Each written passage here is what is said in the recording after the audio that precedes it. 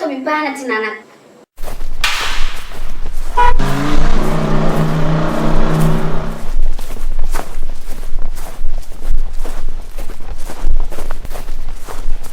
Pardon góor gi xamoo fi mécanicien mu ma dimbali sama oto bi dafa paan te dama yàkkamti. oto ban bii nii. waaw bii la. bàyyil ma xool ko man je suis un ancien mécanicien de.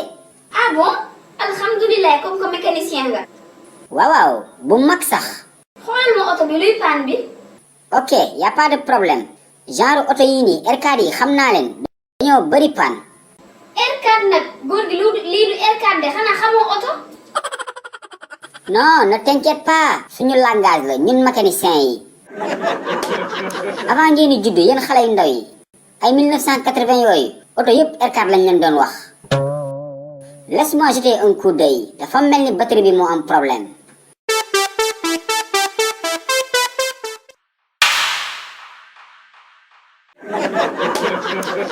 waa allo papa. doo ma envoyé sa mécanicien bi ngir yàlla. dama panne depuis ce matin je suis au milieu de nulle part. am na benn mécanicien bu fi nekk mais dafa mel ni kii xamul dara. depuis ce matin moo ngi ci suufu oto bi. jox naa ko 20 000 francs mais ba léegi oto bi tàkkul. waaw moo ngi nii ci suufu oto bi ce vieux idiot. jànkandaama maa fii kaay fii. xoolal góor gi bul ma waxati jànkandaama Adja laa tudd. dangay tàngal. te si soo ba léegi maa ngi nekk si naaj bi di la dimbali. ah bon li nga may fayee. mani góor gi defar nga ko wala defaroo ko. waxuma loolu xam nga sànq ba tey maa ngi nekk si suufu oto bi dégg la nga naan ay vieux idiot. xam nga fii benn paa rek moo fi nekk muy man. tu crois que je ne comprends pas le français. je m'en fous de ça sama yoon nekkul ci li ngay wax. defar nga sama oto ba pare wala defaroo ko. defaruma ko de defaruma tus laa la wax. oto bi moom màgget dangay changer oto nga yóbbu ko fourrière.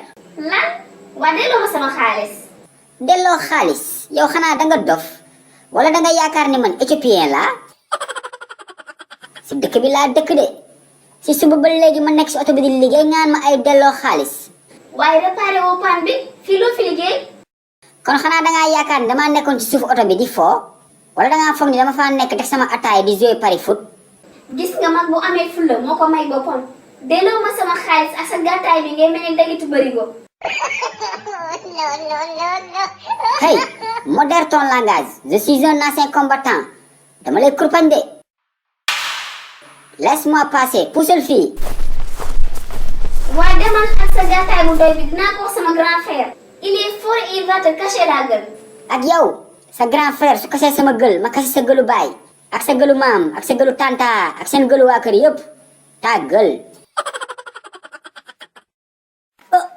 waaw seetaan nga ba pare. déet bul dem foo jëm capal fii bësal bouton bu xonk bi nga abonné bu ko defee vidéo bu bees bu njëkk a génn nga bokk si ñu ko njëkk a seetaan yow tamit.